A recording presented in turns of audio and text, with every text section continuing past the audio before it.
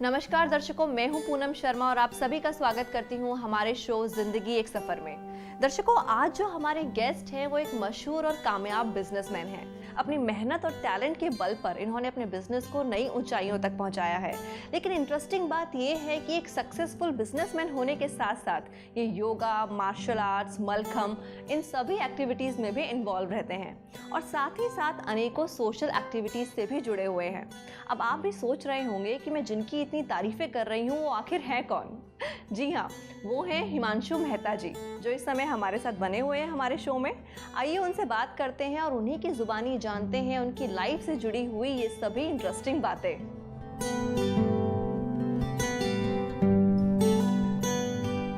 हिमांशु जी, सबसे पहले तो आपका बहुत बहुत स्वागत करती हूँ हमारे शो में।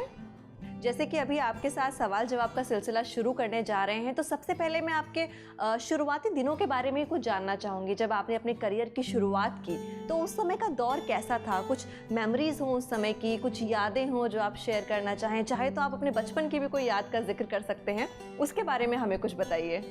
मैं बॉम्बे में ही जो है, I am born and brought up in Mumbai and we had very we were not in we were average family.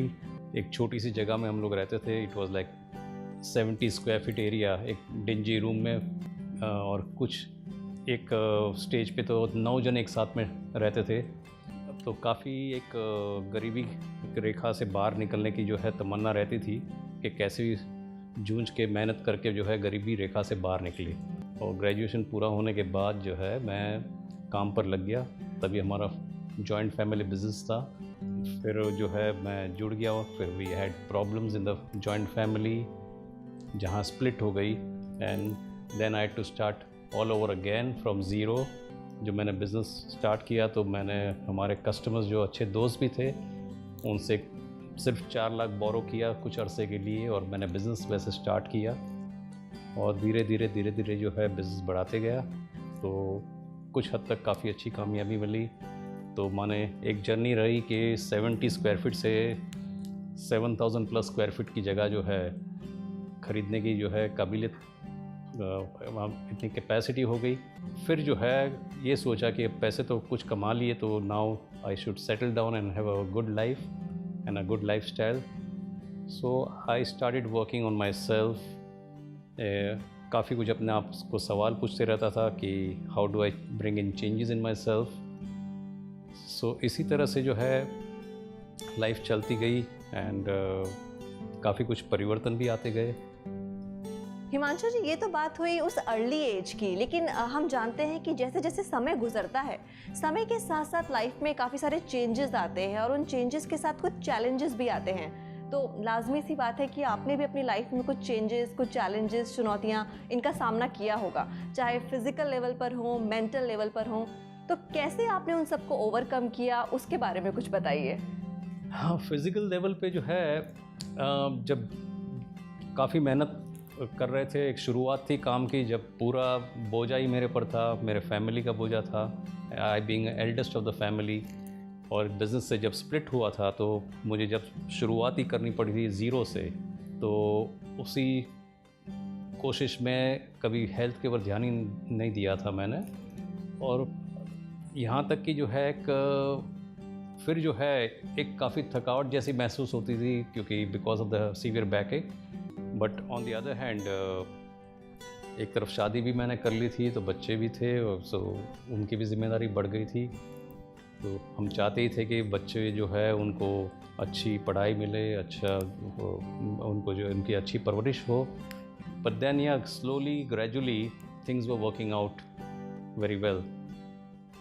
तो एक बीच में जो है ऐसी नौबत आई कि एक हेल्थ के लिए एक अलार्म बजा कि now it's about time, now I should take charge of my health.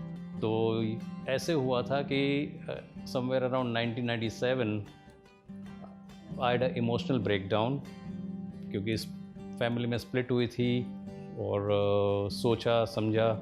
So then I decide कि no, I run after health. because if I have health, then I can enjoy my wealth.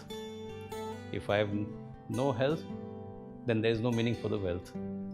Himanshu ji, जैसे कि आपने हमें बताया कि उस समय में आपको हेल्थ को लेके कुछ प्रॉब्लम्स हो गई थी, कुछ इश्यूज हो गए थे, लेकिन अगर अभी हम आपको देखें, आप बिल्कुल फिट और एक्टिव नज़र आ रहे हैं, तो क्या कुछ किया आपने अपनी हेल्थ को इम्प्रूव करने के लिए?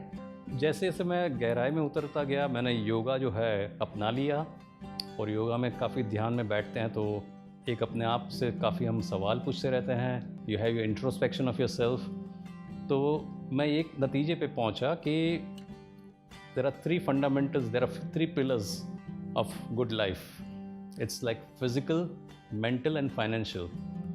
और ये तीनों पिलर्स में अगर बैलेंस रहता है तब लाइफ स्मूथ चलती है। I was not becoming over ambitious as I use to become before. तो उतना एम्बिशन तो हमेशा रहता है, बट ओवर एम्बिशंस जो है वो रखना एक अपने लिए हानिकारक भी है।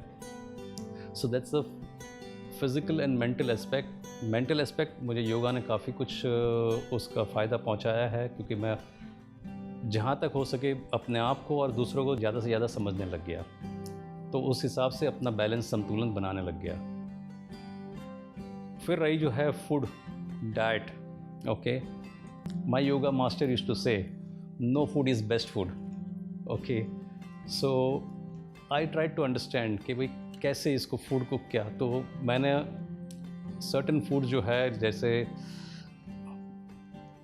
कहा जाता है कि three white poisons of life, sugar, salt and rice, तो वो अवॉइड कर दिया मैंने। फिर कार्बोहाइड्रेट्स जो है बहुत कम लेना चालू किया।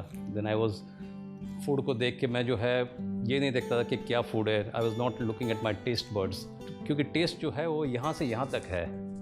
सो but we look the nutritional value.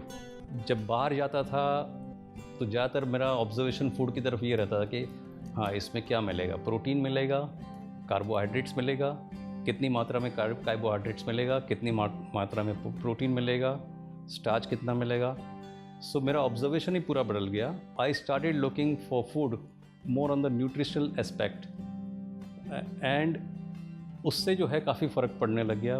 Because food मैं समझता हूँ कि it contributes 40 to 60% for your fitness and for your health. And हम लोग हर बार क्या होते हैं कि we never think about what we eat, when we eat, how much we eat. ये सब अपने आपको सवाल कभी पूछते नहीं है। तो ये अपने आप को पूछना ज़रूरी है, बिकॉज हम अपने ही पेट में क्या डालते हैं हम कभी सोचते नहीं हैं। We just run after everything fast food and tasty food, मसालेदार वगैरह, but that is at to some extent it is pretty much harmful. Himanshu ji, जैसे कि आपने हमें बताया कि आपने बिल्कुल शून्य से शुरुआत की, बिल्कुल ज़ीरो से आपने शुरुआत की और आज आप इस मुकाम पे पहुँचे हैं।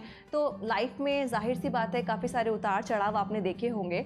इस दौरान में क्या कोई ऐसी घटना घटी जिसने आपको बहुत मोटिवेट किया हो, इंस्पायर किया हो, या फिर आपकी लाइफ में कोई ऐसा पर्सन हो जहाँ से आपको प्रेरणा मिली हो? ऐसा भी कुछ रहा है? एक्चुअली देखा है तो मैं यंग एज में जो है काफ़ी ह्यूमिलिएशन फील करता था कि घर में पैसे नहीं थे, कभी जो है कुछ लाना है, छोटा सा सामान है उसके लिए पैसे नहीं है, कभी कुछ बाजू के घर वालों से बोरो करना पड़ता था वगैरह। तो बहुत ही ह्यूमिलिएशन फील होता था। यहाँ तक कि हमारी 10th स्टैंडर्ड की जो है एसएससी की सेंड ऑफ पार्टी थी, तो इतना कुछ मुझे संकोच हो रहा था कि मैं एक रो में, एकदम पिछले बैक रो में कॉर्नर सीट पे बैठ गया था। यहाँ तक मुझे याद है कि मुझे सिर्फ एक 17 रुपये की शर्ट ख़रीदनी थी, तो मेरी मम्मी ने जो है वो पिगी बैंक में उन्होंने 54 58 वगैरह जमा की थी ना, तो वो सारी निकाल के मुझे दी और वो शर्ट लेके आया। बट वो शर्ट के लिए पैंट ख़रीदने के पैसे नहीं थे, तो I was feeling so humiliated कि मैं एक कॉर्नर में जाके बैठ गया था और सब लोग एंजॉय कर रहे थे, डांस कर रहे थे, मैं खड़ा होकर उनके साथ जो है I could not go and be with them. So तभी से एक ठान लिया कि जितना हो सके उतना जल्दी जो है मुझे इस गरीबी रेखा के बाहर निकलना है, कैसे भी करके, एंड मुझे अच्छी लाइफ जीनी है। फिर जो है मैं वैकेशन जॉब जो है करने लग गया। मैंने जॉब यानी कि मैं कुछ सामान खरीदता था और बेचता था। मैंने यहाँ तक कि जो है इम्पोर्टेड, मेरे दोस्त जो है कुछ इम्पोर्टेड का काम करते थे, तो इम्पोर्टेड परफ्यूम्स है लेडीज़ गारमेंट्स वगैरह वगैरह जो है लेके आते थे, तो मैं वैकेशन जॉब में वो बेचता था। एक दोस्त की फैक्ट्री थी, उसमें वो स्प्रे गन बनाते थे, तो बोले बेच के आ जा, तो वो बेचा। काफ़ी कुछ सामान ऐसे इस तरह से, कैमरास, फ्लैश गन वगैरह। तो वैकेशन में इतने पैसे जमा कर लेता कि मैं साल भर जो है मैं अपने पैसे से अच्छे से मैं रह सकूं, अच्छे कपड़े पहन सकूं। यहाँ तक कि मैं मेरे दोस्तों को कुछ लोन भी देता था फिर, तो उनको तो ये लगता है कि तो ये कोई बड़े बाप का बेटा है, और वही फीलिंग जो है वो अच्छी लगती थी कि हाँ भाई, पीपल आर रिकग्नाइजिंग मी कि I am not substandard, so I wanted to be of equal standard. So वो एक स्ट्रगल रही। और जब फिर अब जो है योगा में जितना डीप उतरा, तो उतनी ज़्यादा ही समझ आने लग गई, और मेरा परसेप्शन हर किसी के लिए चेंज होने लग गया। किसी भी इंसान को मिलता हूँ तो उनमें क्या अच्छाई है वो देखता हूँ, और ज़्यादा ही कुछ अच्छा लगे तो मैं एक्वायर भी करता हूँ, तो that becomes a inspiration for me. तो इस तरह से जो है everybody now is a contributor to me, so they inspire me and I inspire them, so it works both ways. जी, मतलब कहा जा सकता है कि वो जो ह्यूमिलेशन आपको हुआ, वहाँ से एक परिवर्तन आया आपकी लाइफ में। हाँ, एक टर्निंग पॉइंट था वो आपके लाइफ का। That we can say was a turning point in a वे।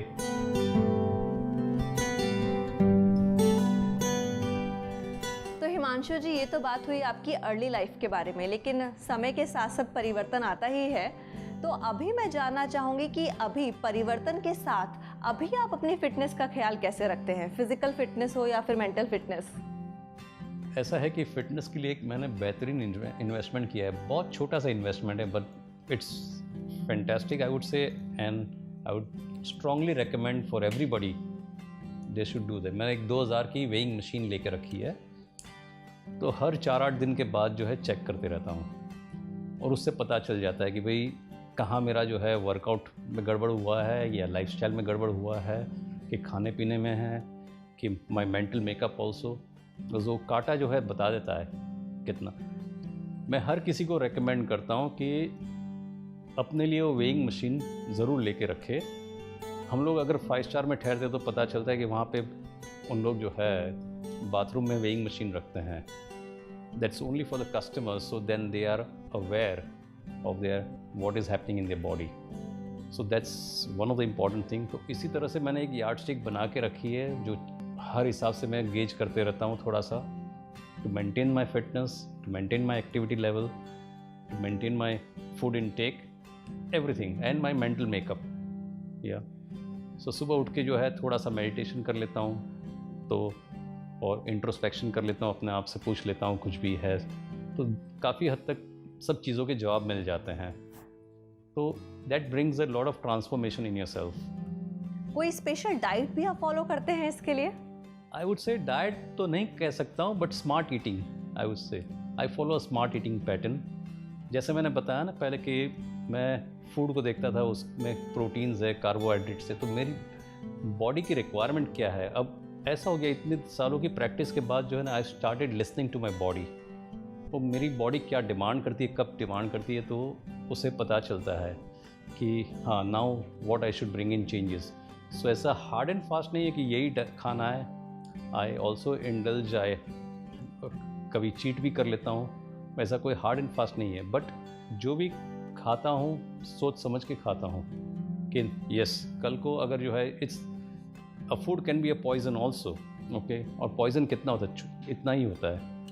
सो सही मात्रा में सही चीज़ ली जाती है तो it can do wonders for your health, and सबसे ज़्यादा तो मेंटल हेल्थ। मतलब कि कहा जा सकता है कि आप एक बैलेंस डाइट फॉलो करते हैं। एग्जैक्टली जी। हिमांशु जी, जैसे कि आपने बताया कि आप सुबह जल्दी उठते हैं, मेडिटेशन करते हैं, एक्सरसाइजेस वगैरह भी करते हैं, तो इसी को थोड़ा सा मैं डिटेलिंग में जानना चाहूँगी कि आपकी लाइफ का एक टिपिकल दिन वो किस तरह से गुजरता है। मतलब सुबह से लेके शाम तक क्या आपकी पूरी दिनचर्या रहती है, क्या आपका डेली रूटीन रहता है, उसके बारे में कुछ बताइए। जैसे मैंने पहले बताया था कि पहले मैं 9 बजे उठता था सुबह, फिर 8 बजे, फिर 6 बजे। तभी रिसेंटली जो है 6 महीने साल भर से मैंने 5 AM क्लब ज्वाइन कर दिया है। इसका मतलब कि आप 5 बजे उठते हो तो आपके पास जो है अर्ली मॉर्निंग में आप मेडिटेशन करते हो, एक फ्रेशनेस रहती है और काफ़ी कुछ उससे फ़ायदा मिलता है। आप देखोगे हर सक्सेसफुल इंसान जो है, they are like members of 5 AM club. तो that's the best time to wake up and start your activity. So पहले 5 बजे उठ के जो है मैं गर्म पानी पी लेता हूँ आधा लीटर, एंड देन फ्रेश होके जो है मेडिटेशन थोड़ा कर लेता हूँ, and then I go for my yoga and workout. तो इस तरह, और मेरा ये वर्कआउट जो है every day it's a different workout, so I break the monotony, एक ही मोनोटोनस नहीं रखता हूँ। तो उससे जो है मेरा जो वर्कआउट में जो बेनिफिट है वो बढ़ते रहता है। Like body cheats you, so you cheat your body. So मैं वर्कआउट ख़त्म करके फिर ऑफिस के लिए अबाउट 9:30 को निकलता हूँ, and generally I am in my office till 7:30। तो जैसे मैं मेरे मेंटल मेकअप के लिए जो है मेडिटेशन वगैरह योगा कर लेता हूँ, then physical activity for physical benefit, and for my financial benefit I give my full time of maybe 10 hours और सो फॉर माई वर्क। और जो जितना हो सके उतना डेडिकेशन से करता हूँ। और again, not to become over ambitious but not to kill the ambition also. हाँ, दोपहर को एक पावर नैप ले लेता हूँ। मैंने एक रूम बना के रखा है मेरे ऑफिस में, तो वो एक 15 मिनट का power nap, and that power nap is doing wonders. बराबर से 15 मिनट सोता हूँ सिर्फ, एंड 15 मिनट में जैसे when I wake up it's like another day, so that also gives me additional freshness. So कभी जो ऐसा लगता है कि एक ही दिन में 2 दिन हो जाते हैं।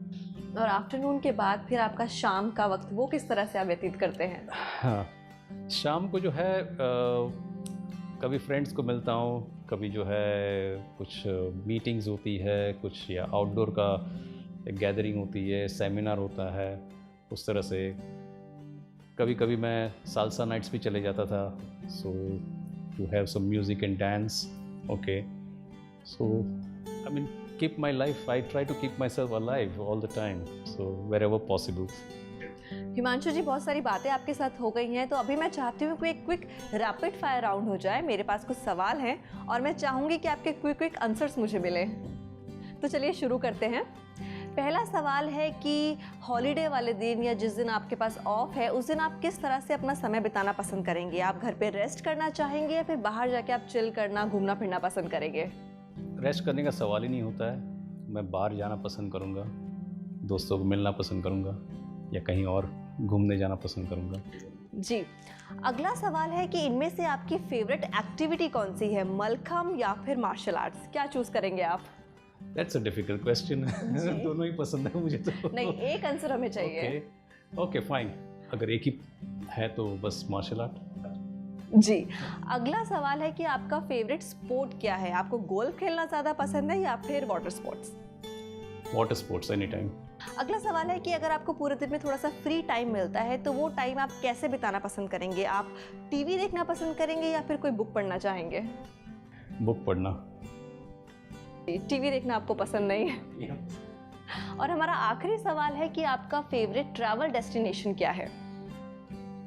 इसके लिए कोई ऑप्शन नहीं है। ओके। मेरा फेवरेट डेस्टिनेशन तो जो है, I prefer to be with nature, तो हिल स्टेशंस है, माउंटेन क्लाइंबिंग है, या फिर my immediate in destination in the bucket list is Bhutan. Okay, so इस तरह से जो है जितने भी नेचुरल ब्यूटीज़ है I would like to cover. I love natural beauty. जी, थैंक यू सो मच।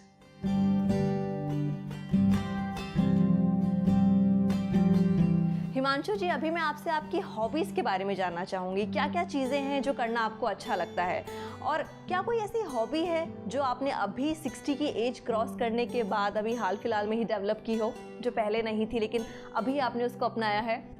हाँ, एक जो मैं काफ़ी माने दिलचस्पी रखता हूँ कि कुछ नई नई चीज़ें सीखूँ। ओके, और जैसे कि मेरी हॉबीज़, पहले मैं बाइक राइडिंग करता था कि हार्ली मेरे पास है, जो इंडिया की पहली बाइक, माने it is the first to arrive in India, so I used to ride a Harley which मैंने हमारे दोस्त को एक जो है उनको एक गुरु दक्षिणा के तौर पे मैंने उसको गिफ्ट दे दी है। फिर I was doing last year में जो है पैराग्लाइडिंग करता था।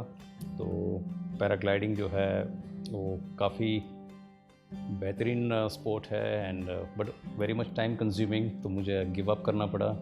Same way I used to play golf, तो गोल्फ भी मैंने कुछ 1.5-2 साल कंटिन्यू किया था, but again time consuming, so I to give up because working day में वहाँ पे टाइम स्पेंड करना पड़े। तो अभी एक नया जो है हॉबी मैं डेवलप कर रहा हूँ, जो कोशिश में हूँ कि मैं खुद खरीद लूँ कि I want to have jet ski and the boating, because समुंदर के सामने रहता हूँ तो why not enjoy the boating. And काफ़ी बार मैं गया भी हूँ जेट स्की लेके और बोट लेके, तो अभी खुद की जो है ख़रीदना चाहता हूँ and I want to enjoy that. So from time to time I keep on changing the hobby, having new hobbies, acquire new, so I want to have more feathers on my cap. So maybe जैसे ऐसे when you have more feathers on your cap, so कल को जो है बाल नहीं रहे तो at least I have the feathers left on my head. Himanshu ji, वैसे तो हम सभी जानते ही हैं कि आपने अपनी लाइफ में काफ़ी कुछ अचीव किया है। आपने बिल्कुल ज़ीरो से स्टार्टिंग की थी और आज ये सब आपने मुकाम हासिल किया है, लेकिन क्या अभी भी कोई आपके विश, कोई तमन्ना बाकी है, या फिर आपने अपनी लाइफ में कोई ऐसा गोल, कोई ऐसा टारगेट सेट किया हो कि ये मेरा टारगेट है जो मुझे 60 की एज क्रॉस करने के बाद ही अचीव करना है? क्या ऐसा भी कुछ है? नहीं, तमन्ना तो रहती है, अचीव काफ़ी कुछ करना है और कोशिश में रहता ही हूँ। तो मेनली तो मुझे अचीव करना है कि एक I want to travel to exotic places in India and abroad. Okay, क्योंकि पहले मैं ट्रैवल करता था तो बिज़नेस को साथ में लेके ट्रैवल करता था, तो I was mixing business and pleasure, तो उसमें सिर्फ ट्रैवल का प्लेजर रहता नहीं था। तो अभी जब सिर्फ प्लेजर के लिए ट्रैवल करना है, that's one thing. Second thing is कि मैं चाहता हूँ कि एक फुल्ली सेल्फ सफिशिएंट लाइफ जीऊँ। जैसे पहले जो है मैं पैसे के लिए काम करता था, I was working for money, now I am making money work for me. So I am trying to develop that funda in a nice way and it is working fine, yeah. And the most important thing that I want to give back to the society, जो society से जो मुझे मिला है, I want to do philanthropy, I want to give it back. I've started living in such a way that less is more, so that makes me feel contented all the time. ऐसा नहीं है कि बस ये ले लूँ वो ले लूँ, there is no such wish as such, because so that's working pretty good. Himanshu जी, हम जानते हैं कि आप काफ़ी सारी सोशल एक्टिविटीज़ में भी इन्वॉल्व रहते हैं, तो कौन सी एक्टिविटीज़ है वो, क्या कुछ करते हैं आप वहाँ पे, उसके बारे में थोड़ा सा डिटेल में हम जानना चाहेंगे। मैं यहाँ जू सिटीज़न वेलफेयर ग्रुप है जो मैं उनका मेंबर हूँ, एक्टिव मेंबर। हमारे ग्रुप में जो है काफ़ी इंडस्ट्रियलिस्ट है, हेमा मालिनी जी भी है और काफ़ी एक्टर्स भी, they are members and everybody is very supportive. तो हम लोग जो है, एक तो हमने यहाँ पे 7 गार्डन जो हम लोग मेंटेन करते हैं, जिसमें जो है पहले वो गार्डन्स जो है लोगों ने, सोसाइटी ने एनक्रोच कर लिए थे, बिल्डर ने एनक्रोच कर लिए थे, तो वो हमने छुड़वाए और पब्लिक के लिए जो ओपन कर दिए हैं, और पब्लिक काफ़ी उसका फ़ायदा उठा रही है, एक्सरसाइज करती है, काफ़ी एक्टिविटी होती है। दूसरा जो है हम लोग बीच क्लीनिंग जो है उसका हम लोग काफ़ी ध्यान देते हैं, और अब सालों साल देखा जाए तो बीच और भी क्लीन होते जा रहा है। हम लोग जो है बीएमसी के पीछे लगते हैं, एमएलए के पीछे लगते हैं, उनसे भी करवा लेते हैं, हमारी तरफ से भी कराते हैं। अभी जैसे दिवाली में हम लोग जो है ये बीच क्लीनर्स जो है, जो 70-80 की मात्रा में है, उनको हम ऑनर करेंगे, उनको जो रिवॉर्ड करेंगे, तो उनको एक मोटिवेशन देते हैं, तो उन लोग भी जो है दिल लगा के काम करते हैं। हम लोग खुद भी उनके साथ कभी हाथ बटाते भी है।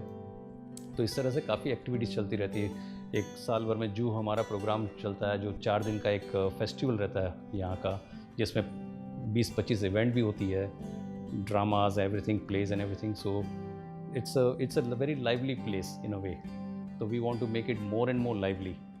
जी, बहुत बढ़िया। और मैं सोचती हूँ कि आई थिंक हर किसी को इस तरह की एक्टिविटीज़ में पार्टिसिपेट करना चाहिए। नहीं, ज़रूर, and it gives a lot of satisfaction to yourself.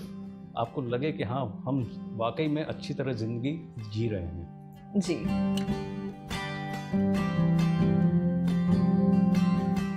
Himanshu ji, वैसे तो आपने काफ़ी कुछ शेयर किया है हमारे साथ अपनी लाइफ के बारे में, लेकिन मैं चाहती हूँ कि हमारी ऑडियंस के लिए, स्पेशली हमारे सीनियर सिटीजन्स के लिए जो हमारा शो देख रहे हैं, आपकी बातें सुन रहे हैं, अगर अपने एक्सपीरियंस के आधार पर आप उन्हें कोई मैसेज देना चाहें, कोई टिप्स देना चाहें, जिससे वो भी अपनी पोस्ट 60 की लाइफ हैप्पीली और खुशी खुशी लीड कर सके, तो प्लीज़ शेयर कीजिए हमारे साथ। मेरा एक मैसेज रहेगा हर किसी को, एवरी सीनियर सिटीजन स्पेशली, कि ज़िंदगी को जी भर के जियो without having any kind of stress, tension, ना फिजिकल ना मेंटल। फिजिकल एक्टिविटी आप अपनी चालू रखिए, जो भी हो सकता है आपसे। That physical activity should be in harmony with your mental activity also. और आप लाइफ को इतना एंजॉय कीजिए, taking care that you don't hurt yourself or hurt anybody else, okay? So मैं तो ये समझता हूँ कि ऊपर वाला एक चेकलिस्ट लेके बैठा है कि आप जाओगे ऊपर तो बोलेंगे ये किया तूने, ये किया, नहीं किया, चलो जाओ वापस, okay? So back to the pavilion. Why you want to go back to the pavilion? आप सीधे ऊपर जाए, सारे चेकलिस्ट में अप्रूवल ले लीजिए और मोक्ष पामिए। और मैं ये भी कहूँगा कि आपने जो पूंजी जमा की है आज तक, उसको अच्छे से एंजॉय कीजिए, लाइफ को एंजॉय कीजिए। और वो पूंजी जो है आप ही के काम आनी चाहिए, आपको किसी के लिए रखना नहीं है। बच्चे जो है अपनी पूंजी अपनी कमा लेंगे, तो ऐसा नहीं कि अभी 7 पीढ़ी के लिए जमा करना है किसी को। आप अपनी पीढ़ी तक तो सीमित कीजिए और पूरा एंजॉय कीजिए, क्योंकि जो है आपकी हेल्थ रहेगी तो आप अपनी वेल्थ एंजॉय करेंगे।